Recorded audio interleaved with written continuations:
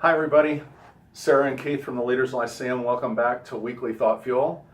Hey, we're going to shift gears a little bit for the next 4 weeks.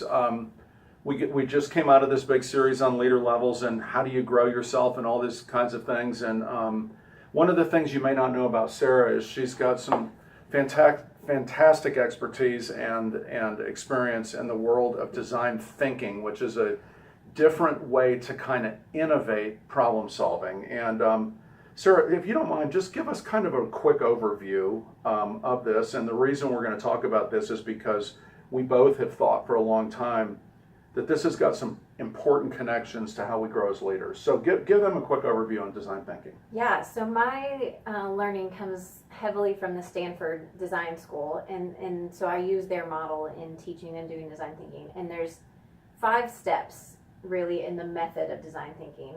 And it starts with empathy, because design thinking, first and foremost, is a human-centered approach to problem solving. So the humans that we talk about, we use the term user, that person who's going to be using the thing that you are working on.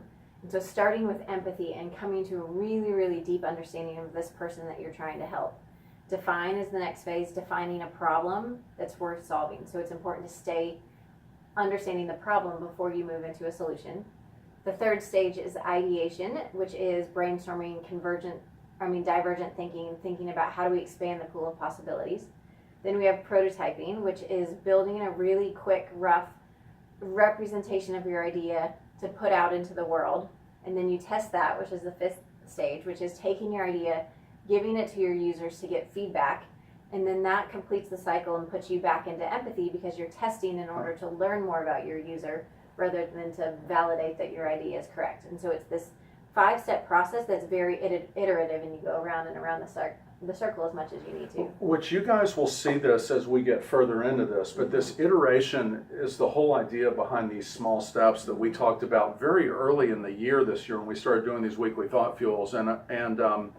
But the thing that I love about design thinking, Sarah, is this idea that the user's at the center of it, and that you're not just trying to understand them once and then I'm going to go lock myself in a closet and see if I can't come up with the ultimate solution, but that I am checking in with the user over and over and over and over again through this process. So as you think about, in your words, the primary point of intersection with growing ourselves as leaders and having a user, what comes to mind for you?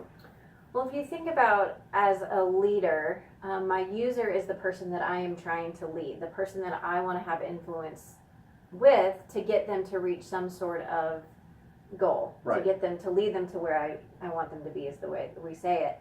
And so in that way, I am the product that I'm designing. And so in order I'm designing me. I'm innovating myself. So in order to lead my users well, the way we say it is you need to meet them where they are. And so it's this idea of, to do that, I really need to understand who my user is, what they care about, what they need, so that I can meet them in that and then lead them to where we need them to go, which means I need to be thinking about how do I change the way that I relate to that person to lead them in the way that they need to be led.